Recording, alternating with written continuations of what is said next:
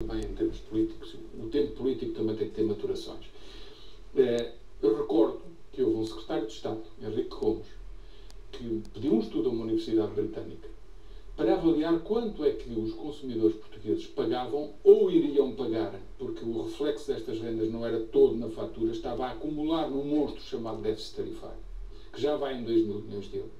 E a secretário de Estado pediu um estudo independente no exterior para avaliar quanto é que estava a ser pago ou prometido ser pago a estas empresas, e a conclusão foi que daqui até 2020 estavam a ser pagos, iriam ser pagos 4 mil milhões de euros a mais do que seria pagar a produção e a rentabilidade já razoável para estes grupos. 4 mil milhões a mais. E que ficaram, uma parte já foi paga e a outra parte foi tirada para déficit tarifário. E, portanto, agora, quando alguns elementos da oposição vêm dizer mas este governo só cortou metade. Pois é, só cortou metade. E estavam naquelas bancadas pessoas que pertenciam a um governo ou suportaram um governo que criou este monstro. Só cortou metade, podia ter cortado mais, mas este metade é significativo, 1.800 milhões de euros por ano. Agora, também pode haver uma explicação técnica para o facto de só terem cobrado metade, cortado metade. É que há um comprador da posição do Estado, que foram os chineses, China Tree Group. E esse comprador já sabia que ia haver uma coisa chamada alteração da política regulatória. 2 pontos, alteração das rendas pagas neste setor. Até porque era uma imposição da Troika. Pronto. Já sabiam. Só que não devem ter aceitado que fosse tudo cortado, porque senão não teriam pago ou prometido pagar os 2.700 milhões de euros que se comprometeram a pagar, mais os outros créditos que iam trazer associados a esta compra. E, portanto, eu compreendo a posição do Governo desse ponto de vista técnico. Acho que deve haver clareza nestas coisas e sempre o Governo devia ter dito, sim senhor, temos aqui um compromisso com os chineses e, portanto, não podemos cortar tudo. Mas é de facto um ganho bastante grande para os portugueses. Agora, em termos de fatura, atenção, as pessoas em casa podem estar a perguntar. Mas agora a minha fatura vai baixar? Não vai, porque há muitas outras razões pelas quais a fatura vem sempre a crescer. Primeiro, o crudo, que está na base continua a ser a principal fonte para produzir energia elétrica, tem vindo a subir. Depois, há outros fatores que levam a que o preço volte a subir. A questão é que, com esta medida, a subida não será tão grande como seria de esperar. E o Governo, aliás, já diz que vai querer que os aumentos se situem em 1,5%. 1,5%. E eu aí digo, atenção, é preciso explicar às pessoas uma coisa. Este 1,5%, o Governo só o pode garantir numa pequena parte. Porquê? Porque agora vem aí uma coisa chamada liberalização da venda da eletricidade em Portugal. Que é uma ideia que eu digo ingênua, e sublinho, ingênua, da Troika e de quem defende políticas neoliberais neste setor, porque não há mercado absolutamente concorrencial quando há poucos operadores no mercado tão pequeno. Temos o exemplo dos combustíveis. Temos o exemplo de combustíveis, temos vários exemplos. Não pode haver. Por definição, o que vai acontecer é que quando o mercado for liberalizado, vão encostar-se todos a um preço superior. E, portanto, o Governo não pode prometer que os aumentos daqui até 2020 vão ser de 1,5% para todas as famílias portuguesas. Prometem 5% abaixo daquilo que iríamos pagar. Isso sim é verdade, porque se isto fosse tudo atirado para a fatura, tanto o déficit que ia sendo gerado e que mais tarde tinha que ser pago, como a pressão por causa destas rendas, iria atirar para aumentos desses ou até superiores. Não tenho dúvida nenhuma. O Governo agora diz, conseguimos conter isso. Sim senhor, é verdade.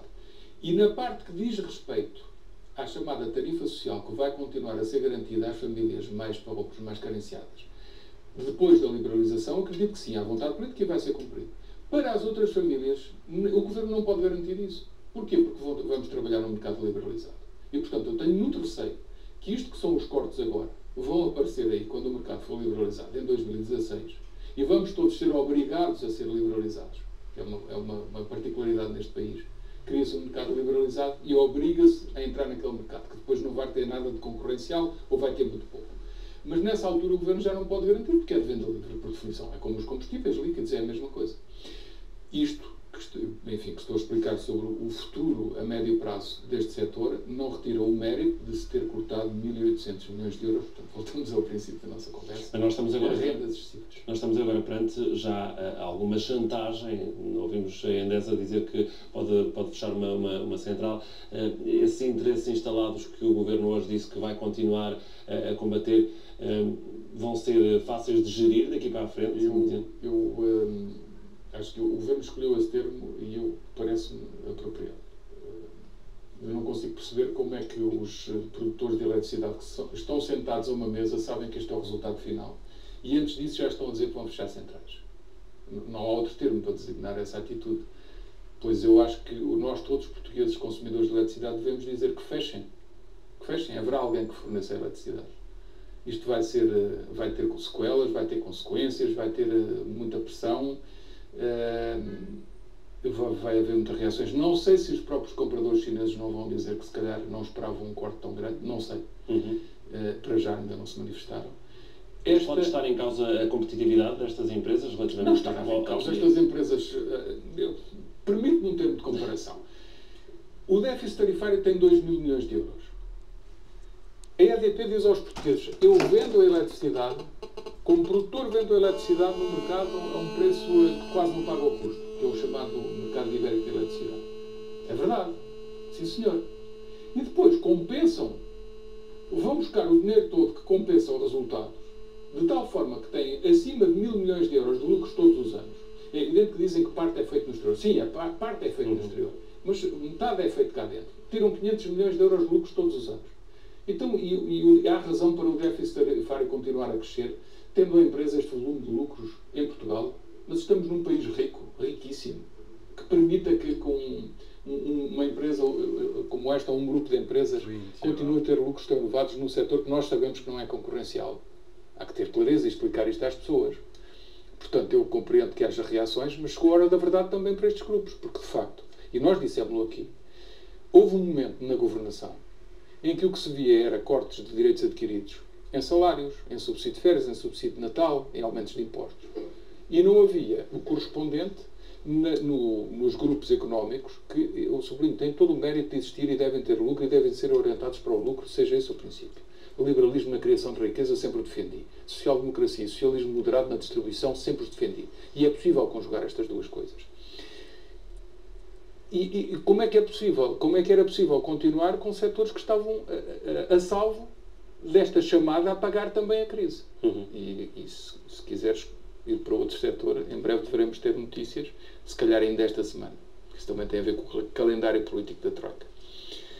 Da vinda da Troika. Em breve deveremos ter esta semana notícias sobre a renegociação de contratos de parcerias público-privadas para as autoestradas, para o setor rodoviário, que é outro setor que escapou até agora completamente à chamada para pagar a crise, garantindo rendibilidades, taxas internas de rendibilidade, aquelas famosas TIR, com percentagens de 12, 13, 14, 15%. Isto, nem num país rico, quanto mais num país que está a reduzir o seu nível de vida e a pagar a crise com consequências brutais. Portanto, em breve também, provavelmente esta semana, o Governo vai anunciar isso. Esperemos bem que sim. E vai ter duas leituras. Primeira, estão a fazer o seu trabalho, aplaudamos porque é importante para os consumidores e para os cidadãos. Segunda, estão a fazer porque são obrigados, porque a Troika exigiu. No segundo caso, abençoada a Troika. No primeiro caso, que não lhes dou as mãos.